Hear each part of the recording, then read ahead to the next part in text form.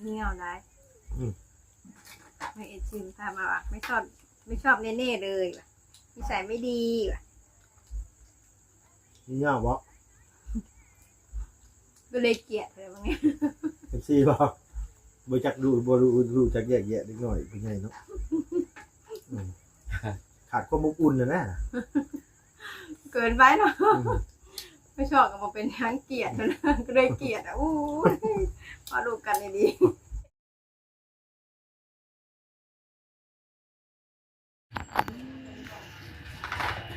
อุ้มดีกว่านี่ ตัว โอ้ยป้าต้ม ตัวเก่งเด้ดูข่อยยิ้มบ่อ๋อ บ่ไปได้ลูก ไผอยู่ว่าลูก ไพ่ดุกนะไพ่น่ะ เพื่อนผิด ไพ่ดุกล่ะ ย่างก่อน ไผย่างได้อยู่บ่นี่ย่างได้อยู่บ่ลูกล่ะเฮ้ย ย่างลายกับเจ๊ขนองเจ๊ของโลกก็นี่แม่ก็ได้โลกแม่ก็จนเงยน้ำว่าจะดาวลายเฮ็ดเนี่ย เอาสบายดีเด้อ ไปดีลูกไปดี ทุจ้าก่อนเฮ็ดได้ทุจ้าน่ะ นี่หนูอยู่ไหน รับบ่น่ะ นอนหลายชั่วโมงเลยนี่นะ บ่มาอุ้มเลย ไม่ใช่บ่ให้ว่าเอาอึ๊บ เออ นี่ได้ลูกรับต่อบ่ เพื่อนยานอยู่น่ะ นี่ยังน่ะ คือใคร ไป เอ้า ค่ะ เอามามืออื่น พอได้ลูกพอได้ลูกละพอได้ ไม่พาไปกินปลาไปเพื่อนลุงดีป่ะเจ้าบ่กินก็บ่กิน ไปที่ไปบอกนู่นไปที่นี่ไปช่วยไปตื้นไปที่นี่ไปช่วยไปตื้น มื้อนี้บ่ม่วนหรอกมื้อนี้มื้ออื่นนู่นน้อยเด้อ ให้นอนเด็ก มื้อนี้ไม่เป็นหน้ามื้ออื่นร้องกันมาแต่ไทย ไผมาใช่ นักร้องมื้ออื่น นักร้องวันนักร้อง ไม้พี่นมพรบ่ลูก นอนแต่หึงก็ได้ เป็นแฟนคนจนต้องทนหน่อยน้อง นี่คือก่อนลูกคนจนต้องทนหน่อยนี่ก็ได้ เลิกชวนเอาไป จ้าเมืองพอง ทำได้ลูกตื่นถ้าลูกจะนอนลายเลยเดี๋ยวมันเลิกจะนอน จักชั่วโมงน่ะเพิ่นนอนน่ะ แต่ชั่วโมงบ่เช้า4บ่นี่ก็6บ่ อันนี้ไม่ถึง 5 โมงกว่าล่ะ 6 โมงเลย โดย เพิ่งเติบได้2 ชั่วโมงบ่ ไผสิมาหาเนี่ยเสียงบ่บ่แม่นเนาะ เมื่อได้บ่ลูกนะ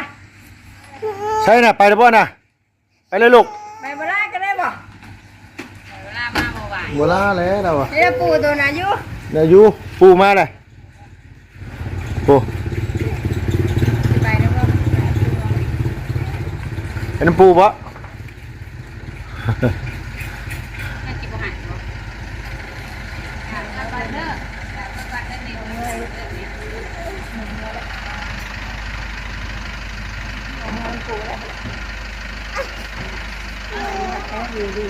โน้บิลลี่กับเมื่อพุ่นน่ะ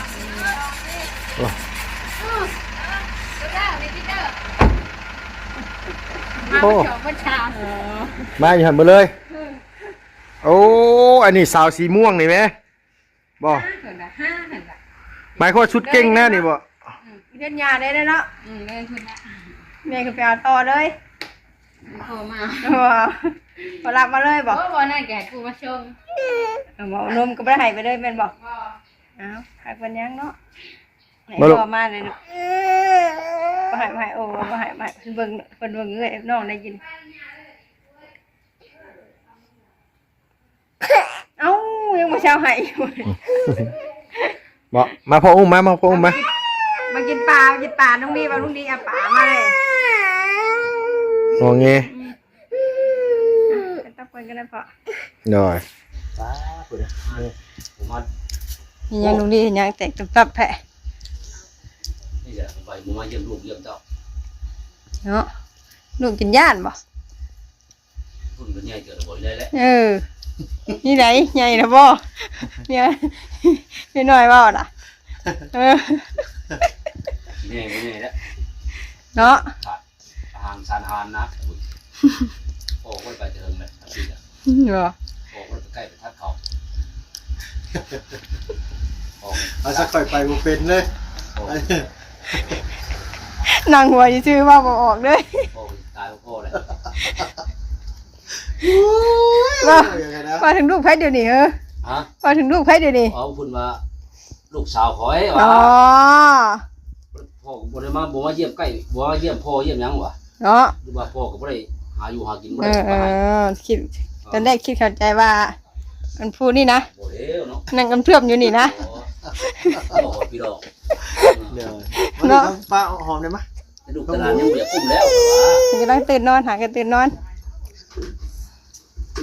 ยังปิ้ง ใหม่บ่ แมน แม่ใช่แล้วแต่ข่อยเนาะข่อยแต่นี้หน่อยเขตนอนลังให้บ่แม่นง่าย ตึกปลาบ่วันนี้นะ คือป๋า เดี๋ยวให้เปิดตู้ตึมๆนี่บ่ ฮะ เดี๋ยวเปิดตู้ตึม โอ้ โอ้คือกัน เอาสิเอาบุญเลยเด้ ๆแม่นบ่ บุญยัง บุญแจกเลยเด้ แจกกับคุกคำพุ่นน่ะวะ โอ้ยเนาะ โอ้เขา กระบวนมันสิงกับสิผ้าให้ผ้าไปหากินอยู่ป่าอยู่ดงพุ่นดอก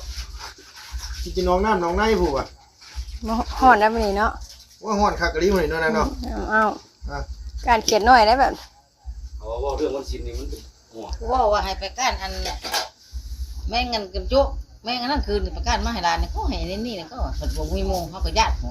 แต่เพื่อนคนก็ย่านกันแล้วเนาะ ยันอยู่บ่เดี๋ยวนี้ ย่านได้ดิ บ่ แต่บุญมาแล้วนี่ข่อยข้าวมันล้มมันยังนี่ บ่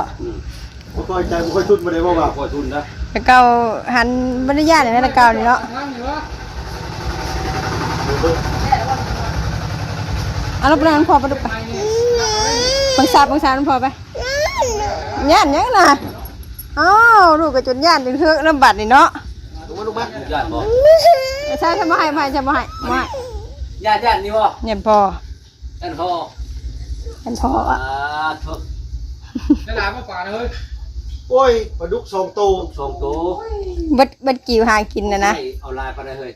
ยันปักมือเพิ่นว่า โอ้ยันปักมือเนาะปักมือหลับเลยแหละ บ่ พังอุ้ยว่าจะไปห้องหมอมาแล้วก็คือดูเริ่มอยู่ให้พาไปห้องหมอแล้วมันเย็บกี่ร้อยปักมันปักเส้นนี่เส้นขนองนี่ เป็นตายแล้วเนาะบางเดือนเนาะ โอ้เจ็บ ว่าสินัดกันนี่ว่าสินัดว่าตูนมันปลา ปืนบ่ ว่าสินัดกันว่าสิพาไปให้เพิ่นว่าเอาอยู่บางแดนดูอ่ะ บ่แล้วครับดูหมอ ไปหลายคนชุมื้อนี่บ่มีไฟไปบ่เบาหรือบ่ได้แล้ว ไม่ใช่ไป นี่ หา มันนี่แล้วเอาไปเอาปลาได้บางดุมน่ะ จะไปหากินปลาบ่ เอาไปยังไง เอ้ยเนาะ บ่เอาโทรไปได้ว่าเอาโทร BBC ยังนะ มักฝักบ่มักฝักไง มักหรือว่าฟักทอง โอ้ยเก่งใส่หยวงงัวกระแซบแท้ๆได้นางเอ้ย เนาะ เอ้ยบ่ฮู้จักบ่ซัง ให้ร้านนู้นนึงให้อีก อม ให้ไผให้นางวาสนา เออ อาจจะเรียกมาให้ลูกให้หลานกินนะก่อน เอามาหลายหน่วยหลายนึงนะ หน่อยโอ้ยไปหากินปิ้งปลาอยู่ห้วยพอดีมัน คืนเนาะ โดยอีเด้ ไม่ได้กินอยู่เลย โดยเฮาไปกันตอนนี้เฮาก็บ่เผาเอาตอนนี้ เดินขึ้นดิเอิ้นจ้า เอ้าพอดีได้ปลากำลังฮึบแม่นเบาเนาะต้องเที่ยงคืนนี่เนาะ ขึ้นมันหนาวก็เย็นนะเนาะ มาลงมันอ่ะหมอน่ะอยู่เฉยเลย มันก็เย็นมันก็หนาวแล้ว ว่า ว่า คนเขาว่าเอาคุณทั้งหลายเหรอ ทางไหน ทั้งบางเขง อืมโดย โอ้ข่อยลงมือนึงคนเดียวนึงคนเราได้หน่อยคนละออกไปยังไม่ได้ไกลหนาคนฮัก เออ ให้ข่อยมันฮักน้องข่อย อันที่บ่ดีเฮ็ดให้เฮาตอนนั้นอยู่ไสให้บ่ลาเมื่อเลยเนาะพี่ใหญ่เมื่อเลยเนาะ ให้แล้วคนเราเนาะขนาดไก่มันฮัก เออ มันบุรี อืม ให้ข่อยหมดแล้วชาติบีบเอา ยังหมูชุกบ่ โอ้ยหาแต่ปิ้งกินนี่เด้มิตุปิ้งกินนี่ ลูกบ่ได้กินบ่นะ ปิ้ง นี่แหละ บ่ปิ้งสิยอมบ่ให้น่ะปากแดงไปลอยอยู่ให้น่ะคนอีหยังคือมักใส่เสื้อสีม่วงเนาะ มักสีม่วง สีม่วง อันเลือกเองสีม่วงอย่างเดียว สีชมพูนี่ของยูดิ เออ เบลของไอ้เบลของเพื่อนเนี่ยต้องสีม่วง อืม ไม่ใช่นู เนื้อมันเข้ากับเพิ่นได้หลายสี มักสีม่วงเลย ข่อยว่ามีแต่มักสีผ้าแล้วก่อนสีผ้ากับสีแดง เออเว้ยข่อยเบิ่งหน้าเจ้าข่อยก็ฮู้อยู่หรอกว่าเจ้ามักสีแดง เขาไปเลย เพราะว่า มันหุงเลย บ่ได้คำคือสีดำนี่ข่อยเป็นบางเทื่อได้ข่อยนุ่งได้ เดี๋ยว สีผ้านี่ข่อยมักนุ่ง คือเรื่องไหนเห็นแต่ใจรำมาแม่นบ่ ฮะ อาชุดหากินเพิ่นเด้ อันนี้ปัดนุ่งปัดท่านหากินหายักกับสีนี่ข่อยก็มักนุ่ง บัว À. สีบัวบ้านน่ะเอิ้นเนาะ พุ่นน่ะอันนี้บ่ได้เว้าได้นี่โทรไปหาพ่อแต่ละเทื่อนี่คือใส่ชุดสีนี้ตลอด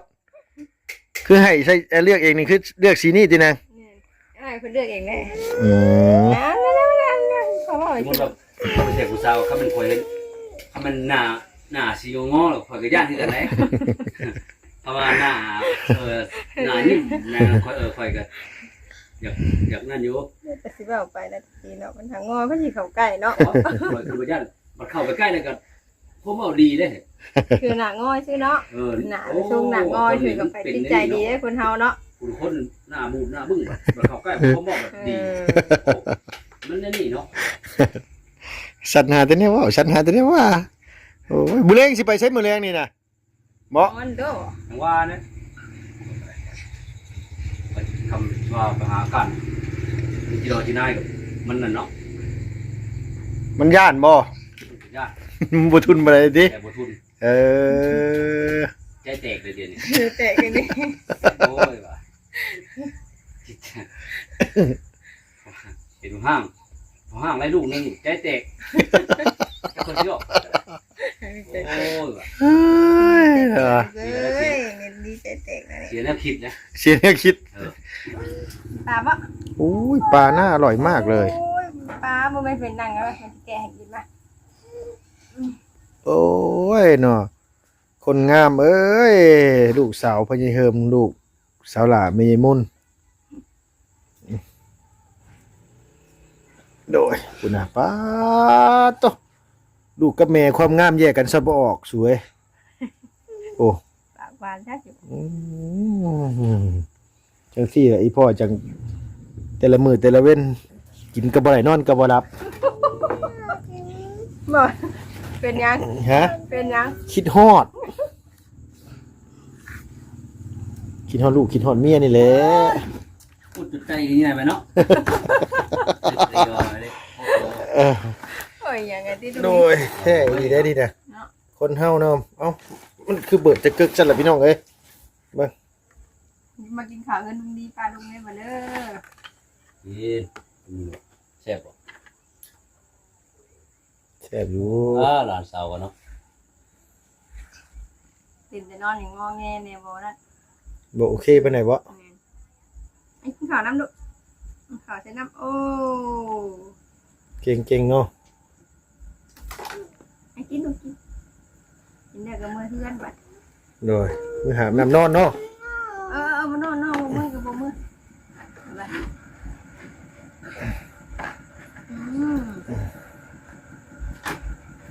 นี่บ่เนี่ยปลาจอมบ่ ชม แม่อยากกิน เจียวมุ้นเจียวชมแมลง กินปลาจอมค่ะ ตำใส่หัวจังไคเพราะกินกับ ใส่โอ้ยคิดฮอดบ่ถึงเลยก็ได้คิดฮอดอีกกระปูดองอยู่เฮือนเด้อ เนาะ ไอ้กินทอดจ้างมื้อนั้นนะตัวเดียวนะ มาพี่น้องมา โอ้ยเนี่ย เต็บมักเต็บเอาตู้ไปกินข้าวแล้วตู้เด้อ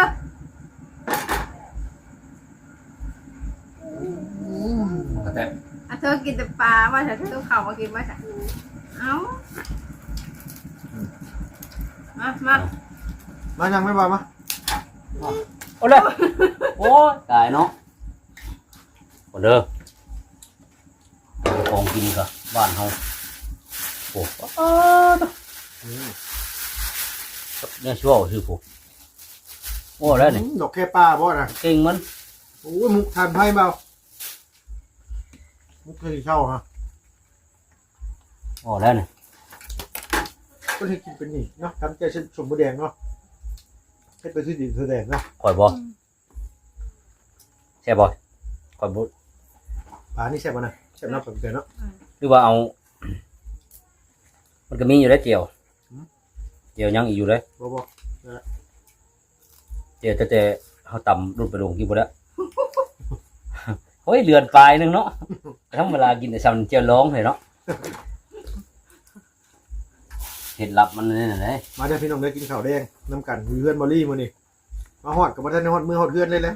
แม่นี่เลยบอก แวะนี่ก่อนเพิ่นบอกว่าเพิ่นสิเดียวเด้งให้ก่อนมื้อนี้ จะบอกเขาให้อย่างนั้น เสร็จแล้วเกือบแล้วฮะก็บ่เอาก็ว่าบ่ใจใส่แล้วมันบ่ถือจะเสียใจมันนี่น่ะ งั้นเอาบอกกับผู้เอฟซีประเด็นนี้ก่อนนั้นมัน หา ไปออกโรงพยาบาลแน่เนาะ หาหก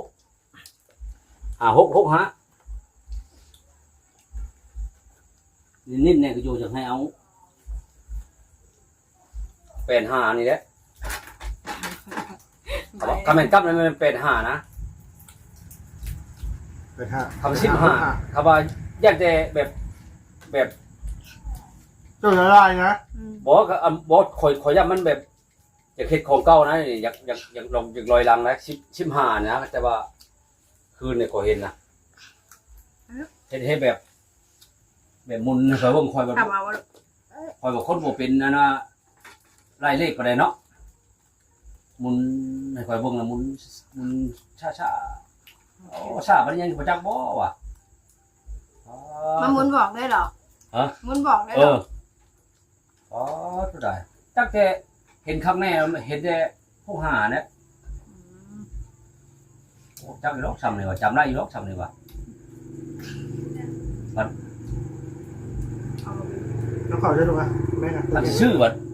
คอยนะถ้าสิชื่อนั้นเอามักทำไมว่าตัวชัดโดนนั้นคอยบ่มักบัดตัวชัดปีกบัดคอยมักตัวเหม็นพวก จัดปลาจัดดินได้หรอ บ่ชัดอยู่หูดินลานได้ตัวนี้ นึ่งดินนี่เนาะ หูดินลานได้ตัวนี้นะพัก65นะห่วย65นั่นโอ้แล้วนะชัดอยู่เทิงผ้าเขาได้บังอ่ะ ผมอ่านมันเลขยัง ฮะห่วย65ถ้า65 เรียกแล้ว เรียกแล้วนะเนาะ65 ช่วงนี้ก็มีแต่จะสัตว์ปีกไง เอา เอาเลย เขา เจ้าชิใหญ่ชิสูงน้ำเขาจะเทื่อบ่รู้ ดูแบบ โอ้จางเป็น เงี้ยวได้ไม่เอ็ดชิมทำมาว่ะไม่ชอบเน่ๆเลยว่ะนิสัยไม่ดีว่ะ นี่ยาวบ่ ก็เลยเกลียดเลยบางที เป็นซีบ่บ่จักดูบ่รู้จักแยกแยะนิดหน่อยเป็นไงเนาะขาดความอบอุ่นนะ เกินไปเนาะไม่ชอบก็มาเป็นทั้งเกลียดนะก็เลยเกลียดอ่ะอู้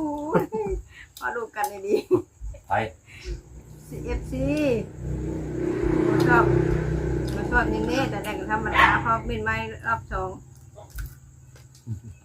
บอกว่านิสัยเพิ่นอ่ะก็เลยเกลียดเพิ่นว่า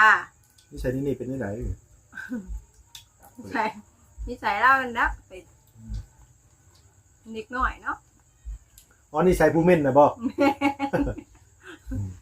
ถือว่านักเติบกับพี่น้องกับเมนูนี่บ่ว่านี่ถือว่านักเติบแล้วคนนั้นว่าดีใส่บ่ดีเป็นไดนักเติบแล้ว เป็นยังหรอก ปกตินี่สิว่าคนง่ายปานนั้นเด้ โอ้เป็นยังหรอกเพราะว่าเฮาก็บ่ได้ไว้บอกหยังให้เพิ่นเนาะแต่ว่าเพิ่นก็แม่นนั่นแหละ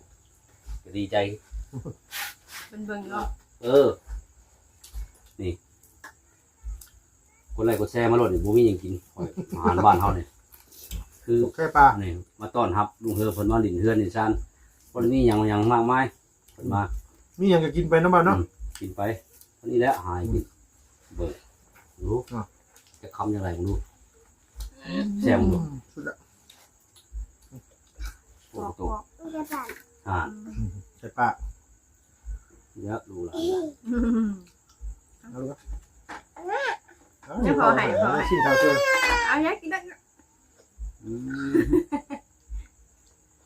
เอาให้ลุงดีกินดูได้ปลา ใจแล้วกินจะพักกันได้หรอ กินข้าวใหญ่ก็เกรงใจเจ้าก็ว่า เห็นใจให้เข้าเฮือนเจ้า ลำเนาะ ยัง ว่าก็ตามเพื่อนนี่เดี๋ยวขาคำมาทำเพื่อแล้วอ่ะเขาว่าไม่ได้กินเลือดมันกินเพลียวเนาะ รู้ปะ ไม่รู้ไปเป็นเขาเลยกินว่าเขาเลยเว้ยจะอ่อนเขาบ่กิน กินเพลียวนะ รู้ปะ เขาอย่างเขามันเกินว่าถ้ามันไม่ได้กินแบบอิ่มเต็มเลยเขากินยกกินลำพังอะไรเขาก็ไปนะ โดยว่าถึงเนาะคนที่เพิ่นบ่มักเข้าที่บ่ได้เห็นไงเพิ่นก็บ่มักคือเก่าเนาะคนที่เพิ่นสร้างเลยเฮาบ่ได้เฮ็ดหยังให้เพิ่นก็สร้างเฮาคือเก่า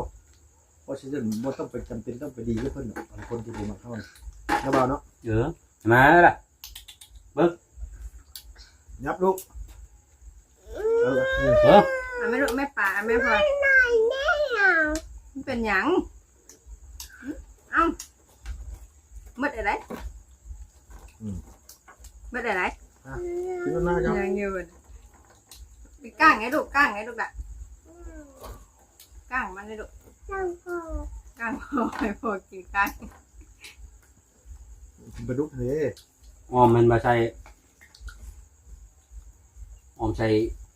เส้นหนู แล้ว เนาะ ดีๆมือนี้ก้างมัน อัน เลย นี้ เดี๋ยว แล้วพอเนี่ยตัวนี้ อันนั้นไหม แซ่บเลย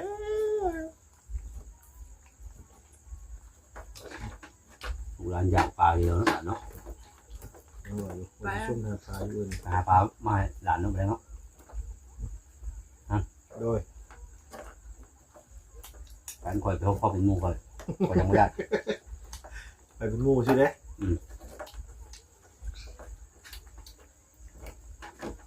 ไป มาทำนี่นอนนี่นอนยังเนาะ ไปขึ้นยังมึงกำเลยปลากันเพื่อนกันยังกับไปก็ได้อยู่ ขึ้น คอยก็ ว่าไปกันคือไม่ใช่เลยหรอกูเลยนั่งไง ผมบอกให้ดอกมากอะอยู่เนี่ยนอนอบอุ่น เนาะเนาะ นั่นก็ไม่เห็นยังกัน โอ้บ่เห็นอย่างกันเนาะแต่มันอุ่นมันเอียนนะลูกเต้าอาคิงอย่างเดิม เนาะ บอกว่าเห็นนั่นนี่เหรอ คือนอนรูตามันอุ่นคิงกันนะกินไอยังติดได้แค่ดิ ให้ลูกเต้าให้มันดึงมันอย่างแน่ เออ โอ้อะไรเนาะ มากลับมาคือเก่าเนาะ เบิ้ง เก่ากันเจ๊ บ่เจ๊งเนาะเจ๊ง เนาะ แจ้งที่ยังลูกตื่นเนี่ย ลูกตื่นเนาะ บางอาคิงอะไรมันก็บุญเนี่ยอาคิงเริ่มสิเย็นแล้วบ่อันนั้นได้จ้ะ เออเนาะ อ๋อ เนี่ยจนวันเนาะ เนาะจะมาเมียจะมานอนบ่อยตื่นในแล้วนี่ ไปทำไรเนาะ จะทำไรมึงเนี่ย พวกนี้ครับอย่าปล่อยไป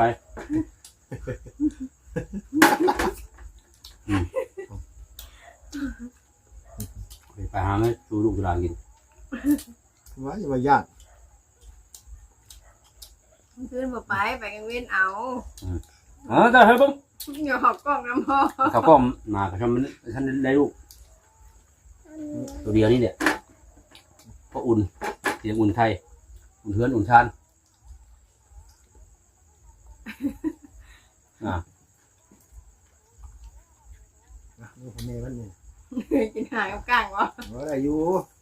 แค่อยู่เอาลูกอ่ะ ลูกกินจิ้มเหรอ โดย อ้าวอ้าว อันนี้เอาข้าวเนี่ย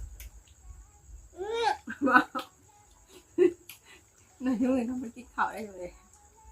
โทเนาะ มากูกินเขาอ่ะ กินมาเลยก็ได้นะมึงคนนี่ เขาแอบแบบว่าเขาก็บอกคอยป้อมมันนั่นมันกันนั่นแหละ ว่าตัวมันแต่มันกินก็มักกินข้าวนะมันบุกิน แล้วลูกอ่ะ ทำไม คนคนน่ะจะมากินยันว่า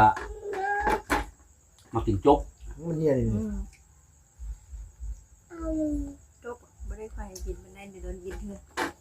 เราได้กินกัน2 มื้อ 3 มื้อติดได้อะไรกินเห็นแล้ว ในตู้เขาทำก่อนจกมันเฮือนมันมีบ่มัน มื้อแล้ว เขาทำจก จกก็มีแล้วนะฮะเพื่อนเท่ากับมีจก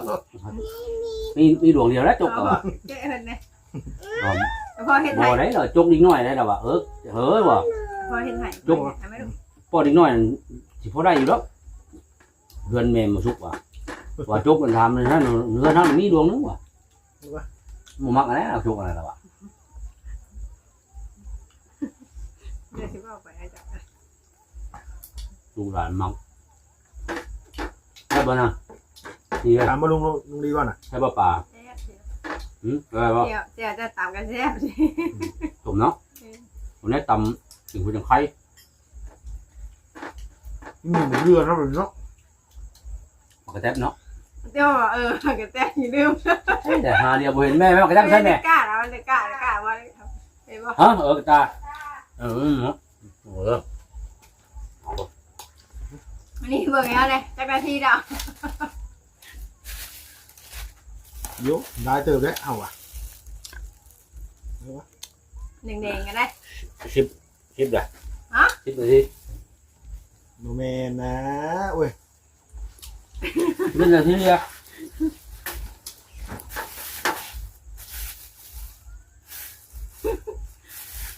บ่